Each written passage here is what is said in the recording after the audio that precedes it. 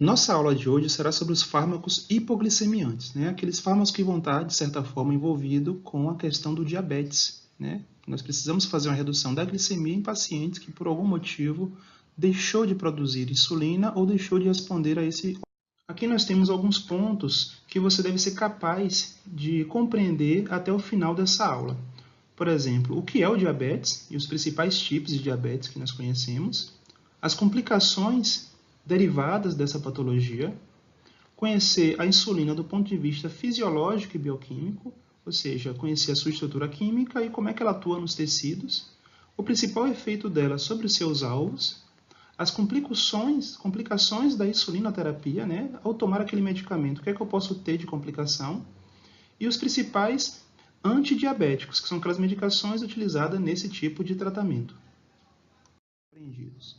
Primeiro ponto, né, que é importante. O que é o diabetes? O diabetes mellitus representa um importante problema de saúde pública, não só pelo grande número de pessoas acometidas, mas também pelas complicações crônicas deste adoecimento, cujo tratamento torna-se altamente dispendioso ao Estado e à sociedade. Bem, o Brasil é o quarto país com maior taxa de diabetes mellitus na população adulta, com um total de 14.300.000 pessoas entre 20 e 79 anos de idade que apresentam o diabetes mellitus. O diabetes ele pode levar a uma série de complicações crônicas que acompanham esse paciente por toda a vida, né? Primeiro, ele é a principal causa de cegueira e de amputações não traumáticas de membros inferiores. A gente pode observar que muitos pacientes têm o que nós chamamos de pé diabético, que é aquela nefropatia periférica que vai levando à degradação, à degeneração de nervos inferiores, levando à perda de tecido naquele local e, por fim, levando à amputação daquele membro. O que pode ser um problema tanto do ponto de vista psicológico do paciente, né, pela amputação que pode ser levado, além de que da dependência física cada vez maior. Bem, os pacientes diabéticos também apresentam a maior incidência de nefropatias, retinopatias, neuropatias e doenças cardiovasculares também. Nós temos pelo menos 4 tipos de diabetes bem descritos na literatura. O diabetes mellitus tipo 1, tipo 2, tipo 3 e tipo 4. O tipo 1 e os 2 são os mais conhecidos. No diabetes tipo 1, ele caracteriza basicamente pela destruição seletiva das células beta, e por conta disso vai ter uma deficiência grave ou absoluta da produção de insulina. E ainda podemos subdividi-los em 2 causas principais, né? A causa imune, por conta de doenças autoimunes, por algum motivo o nosso organismo deixa de reconhecer aquelas células como próprias e começa a destruí-las. E temos aquela cujas causas são idiopáticas, ou seja, não são bem reconhecidas ainda, não se sabe bem a origem dela, daí a idiopática.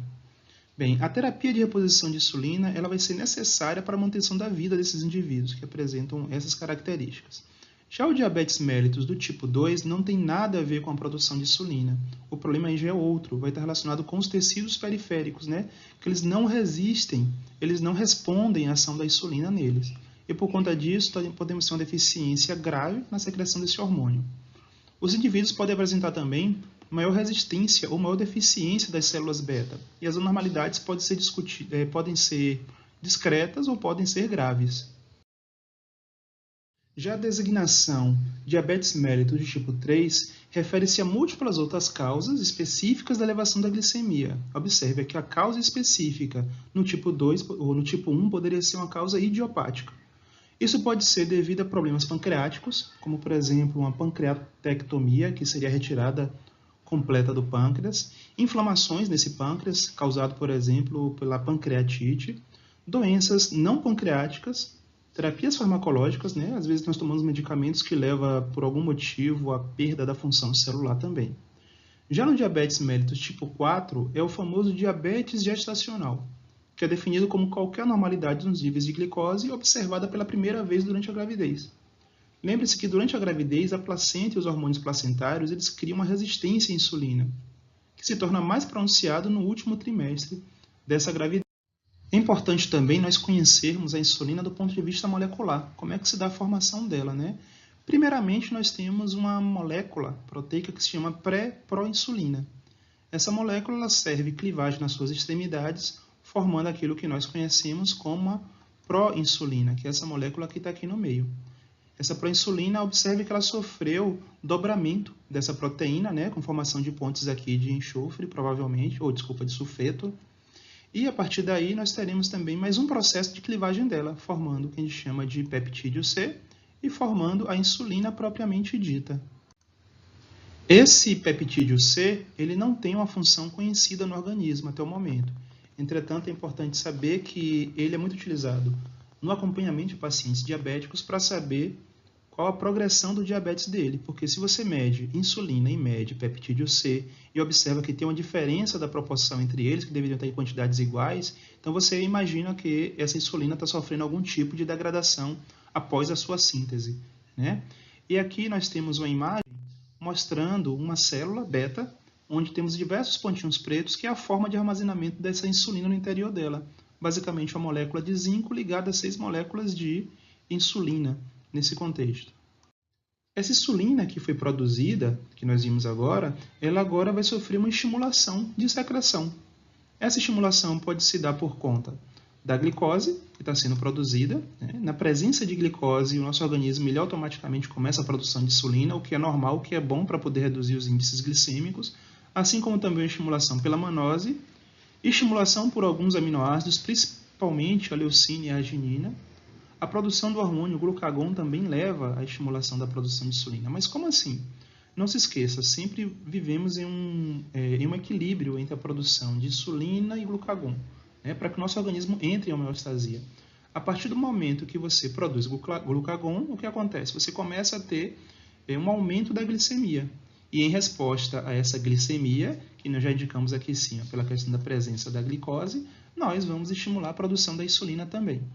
Da mesma forma, altas concentrações de ácidos graxos levam a esse aumento da produção de insulina, assim como a estimulação adrenérgica, né, pelas células beta principalmente, que vai levar também a esse aumento da estimulação da insulina. Por outro lado, algumas outras situações levam à inibição da secreção dela, por exemplo, a presença da própria insulina e da leptina. Quando você começa a produzir insulina, você ativa um mecanismo de retroalimentação, fazendo com que haja inibição da síntese dela, da produção dela. Por outro lado, a estimulação alfa-adrenérgica também vai levar a uma inibição da secreção de insulina. E aqui a parte mais interessante, né, que às vezes a gente esquece dessa questão, só leva em consideração o aumento da glicose, mas uma elevação crônica da glicose, ou seja, uma elevação da glicose por um período prolongado vai levar à inibição da secreção dessa insulina. O que é isso? Pense naqueles pacientes que fazem uso de dieta rica em carboidratos, que vai levar a uma estimulação da produção de insulina. Isso no primeiro momento, porque logo depois de um certo tempo, você começa a não responder mais a essa elevação da glicose. E aí você inibe a produção de insulina. E esse paciente passa a desenvolver, pode ter algum tipo de diabetes por conta disso. Bem, as baixas concentrações de ácidos graxos também vai levar à inibição da secreção de insulina. Como essa insulina atua nos tecidos periféricos, né? Aqui a gente pode observar que após a produção dela, ela vai, através da circulação, chegar nos tecidos periféricos. E ao chegar lá, nós teremos alguns receptores que são importantes nesse processo. Aqui nós temos um receptor de insulina. E aqui no meio a gente pode observar uma molécula de insulina que está no interior desse receptor. Essa molécula de insulina, ligando-se a esse receptor, vai fazer com que haja mudança de conformação nas subunidades betas que estão aqui dentro.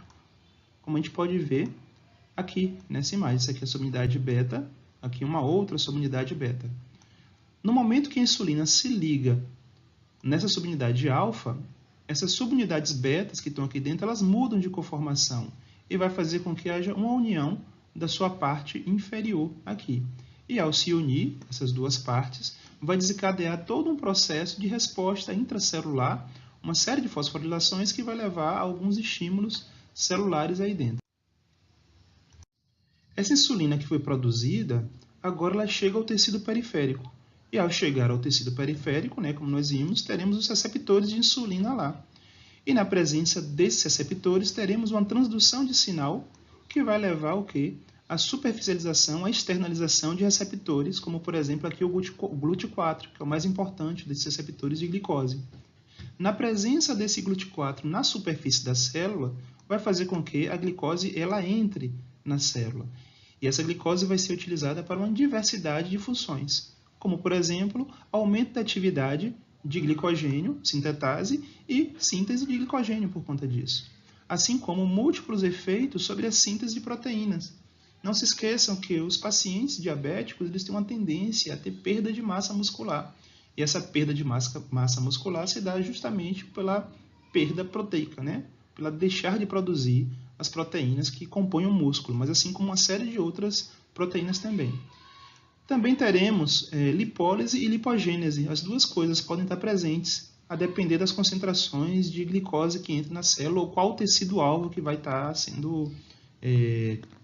respondendo a essa insulina. Também teremos ativação de fatores de transcrição, e por conta disso aumenta a síntese de DNA, o crescimento e a divisão das células como resposta a essa insulina. E por conta disso nós teremos processo de renovação celular, crescimento.